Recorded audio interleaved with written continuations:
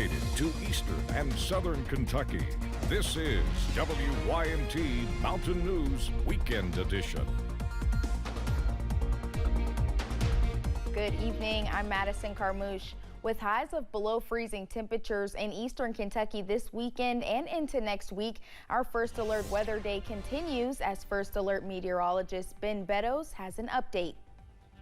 Well, it's a cold evening out there. Temperatures right now are into the lower 30s for the most part. 30 in Jackson, 31 to Hazard. We are 32 in Manchester, 32 in London, 33 in Williamsburg, 33 in Somerset, 31 in Harlem, 31 in Jonesville, 29 degrees right now in Wise. We take a look at the forecast really for tonight. Temperatures are going to fall down into the mid to upper 20s as we'll start to see some snow showers around late with the winds out of the west-southwest at 10 to 15 miles per hour. Tomorrow's breakdown, highs only making it into the upper 20s as we're going to have snow flurries throughout the day. Temperatures pretty much starting out in the morning into the low to mid 20s, and we pretty much are going to be almost stuck there as we go throughout the day tomorrow across our area. But we do also have winter weather watch in effect for the city of Norton and also Wise County and Lee County, Claiborne, Campbell County in Tennessee on our winter storm watch right now. So we certainly are looking at our first good snowstorm of the year potentially as we go into late Sunday night, into Monday, into Tuesday morning. And I'll talk about those details coming up. All right, thank you, Ben. Just 2 days before the Iowa caucuses, the state is seeing whiteout conditions and record-breaking cold. The severe weather has forced Republican contenders to adapt, and with temperatures forecasted to be in negative double digits on caucus night Monday, many are wondering how the bitter cold will impact voter turnout. Natalie Brand reports from Iowa. Despite inches of snow on the ground and sub-zero temperatures, the campaigns are trying to plow ahead during this final weekend before caucus night. They can throw a blizzard at us, and we are gonna fight.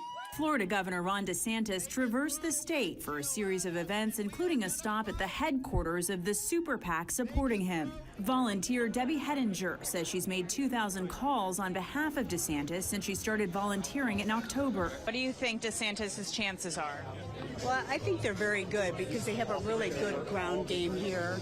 And I think, well, I'm hoping that the snow and the weather doesn't keep people home.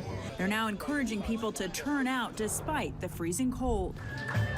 Former UN Ambassador Nikki Haley also tried to cover as much ground as possible Saturday to win over undecided voters. But John Urkela has his mind made up. The Republican Party, we have hemorrhaged suburban women voters. I think someone like her would bring a lot of those voters back to the fold and give us a fighting chance to win again. Polls show a close race for second between Haley and DeSantis, but both trail former President Trump by double digits in the latest surveys of Iowans. Trump, who's maintained a strong base of support in rural parts of the state, had to cancel rallies planned for Saturday due to concerns about frostbite. Even with the snow here, I think nothing's going to keep a Trump person from being out at the caucuses on Monday. Mother Nature delivering an unexpected blow, with campaigns trying to ensure their supporters turn out on what's expected to be the coldest caucus night in history. Natalie Brand, CBS News, Iowa. Temperatures are forecast to be below zero on Monday evening when caucus goers gather at precinct locations across the state. The Estill County Clerk says their office will reopen on Tuesday for vehicle renewals only. The clerk's office says there are still many bugs and issues with this new system, CAVIS, and they are impacting transaction, especially title transactions. So they say you should expect longer wait times. If you have to renew your registration, don't forget to bring your license and insurance. The entire city of Somerset is under a boil water advisory. State officials mandated the measure because of the equipment installation at the Somerset Water Plant high service pumping station. New piping and a surge relief valve are being installed. City officials say you should boil water at least a rolling boil for at least 3 minutes. The boil water advisory includes all water districts in Pulaski County and will remain in effect until further notice.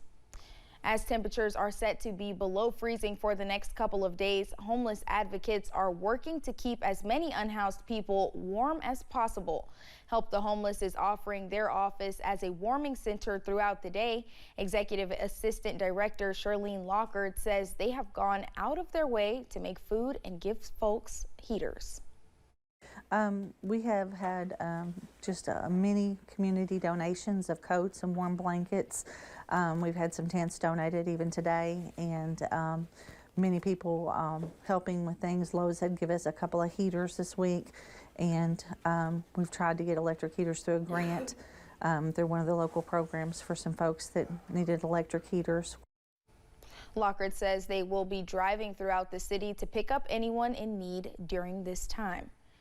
New York Governor Kathy Hochul said Saturday that because of severe weather and heavy snowfall starting Sunday, she and the NFL have agreed to postpone the playoff game between the Pittsburgh Steelers and the Buffalo Bills to 4:30 on Monday.